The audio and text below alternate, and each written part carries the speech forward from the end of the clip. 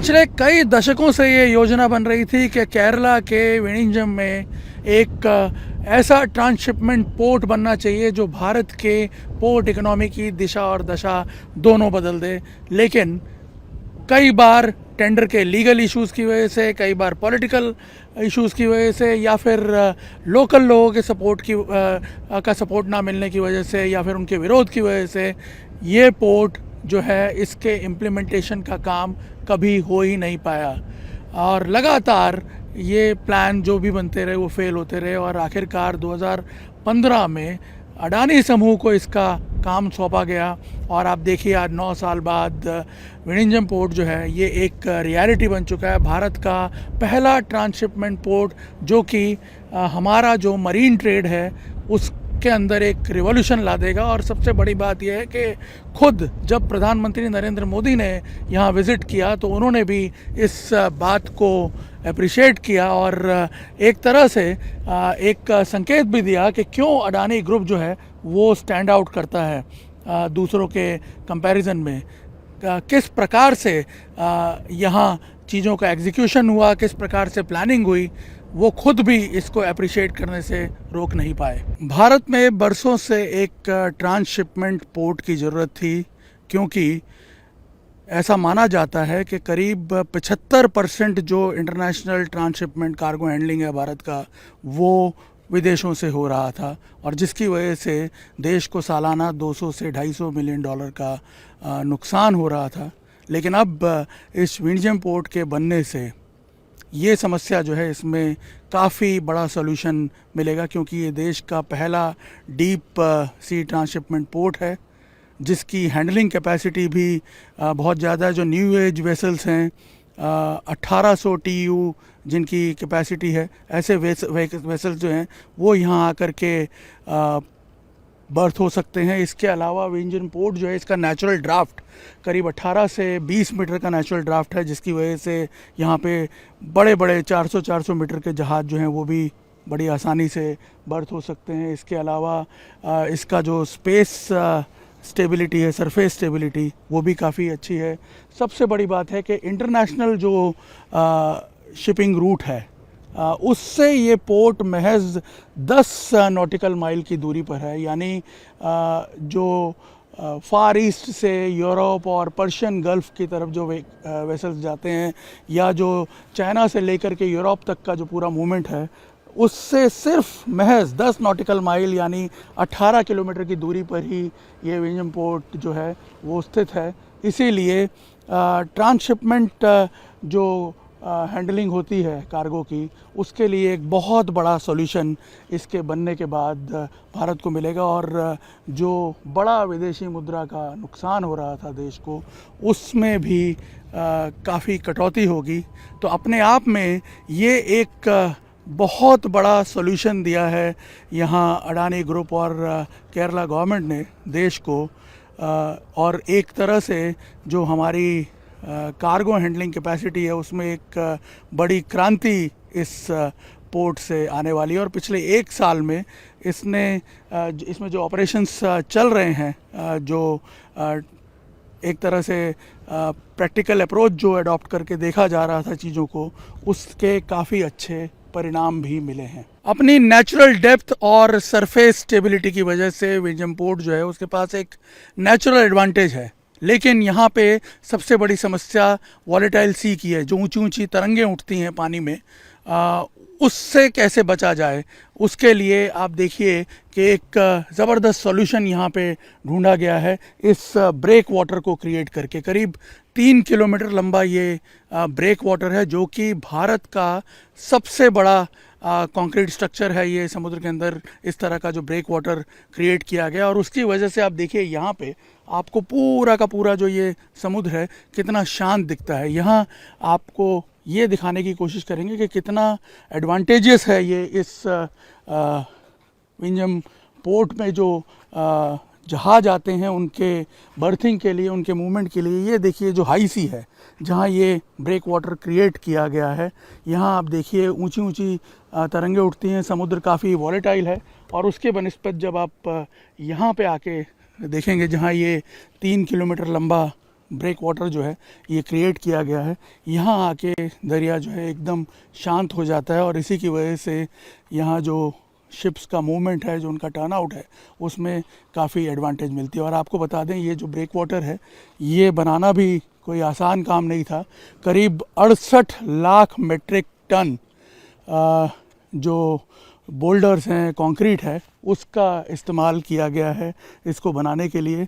यानी ये जो पूरा मटेरियल है करीब करीब आप समझ लीजिए होता है 2.25 लाख ट्रक लोड के बराबर मटेरियल वो यहाँ पे डाला गया है। और करीब 28 मीटर इसकी जो है सी लेवल से इसकी ऊंचाई है, यानी करीब 9 मंजिला, यानी समुद्र के नीचे से लेके ये जो इसको हाइट दी गई है करीब 28 मीटर का ये इसकी हाइट है। 9 स्टोरी, यानी जो 9-9, 10-10 मीटर ऊंची यहाँ पे तरंगे उठती हैं उनको कंट्रोल करने में और यहाँ पे समुद्र को एक तरह से शांत करने में एक बड़ा अचीवमेंट हासिल किया गया। ये 3 किलोमीटर लंबा है और अभी यहाँ पे आप देखिए आगे 1 किलोमीटर और जो है इस चैनल को एक्सटेंड किया जा रहा है, क्योंकि अभी जो बर्थिंग एरिया है पीछे जो आपको दिख रहा है वो करीब 800 मीटर लंबा है और इसको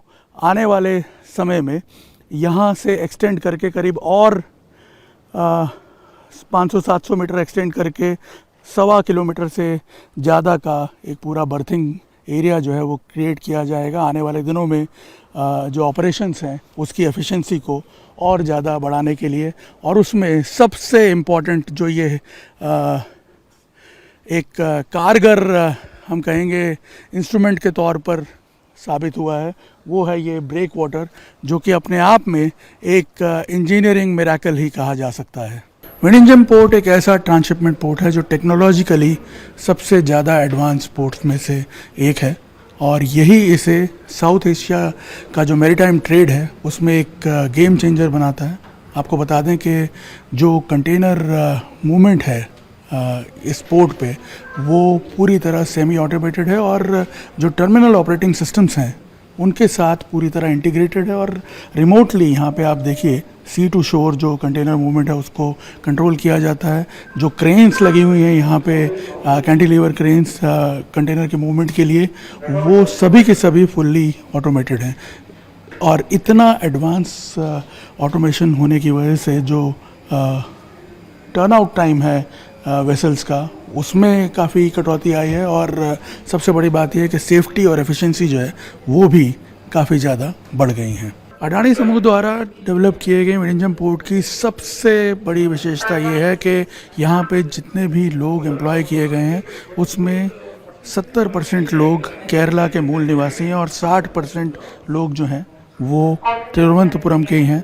और सबसे बड़ी बात यह है कि यहाँ पे आप देख सकते हैं पहली बार इस तरह से जो ऑटोमेटेड कंट्रोल सिस्टम है कंटेनर का, उसको ये महिलाएं, यहाँ की लोकल महिलाएं जो हैं वो इस एरिया में काम करते हुए आपको नज़र आएंगी। और आपको बता दें कि ये यहाँ की लोकल फिशरमैन कम्युनिटी को ही बिलोंग करती हैं महिलाएं। साइंस ग्रेजुएट हैं, 3 महीने की ट्रेनिंग मिली और आप देख सकते हैं एक ऐसे एरिया में काम करते हुए आपको नज़र आ रही हैं जो कि ट्रेडिशनली मेल डोमिनेटेड एरिया है। इस तरह के जो ऑपरेशंस हैं टेक्निकली जिसमें ज़्यादा स्किल्स की रिक्वायरमेंट होती है, उसमें आप देख सकते हैं कि अब पहली बार आपको विनिंजम पोर्ट पे महिलाएं भी वेंचर करती हुई नज़र आएंगी।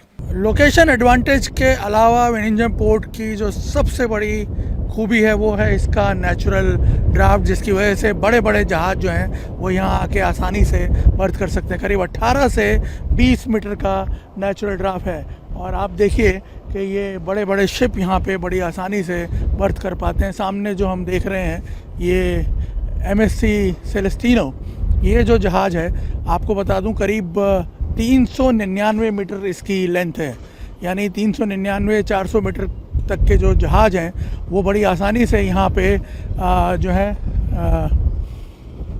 बर्थ कर पाते हैं। और आप देखिए करीब 15 मीटर तक ये जहाज़ जो है यहाँ पे नीचे डूबा हुआ है और बड़ी ही स्टेबिलिटी के साथ यहाँ पे पार्क्ड है।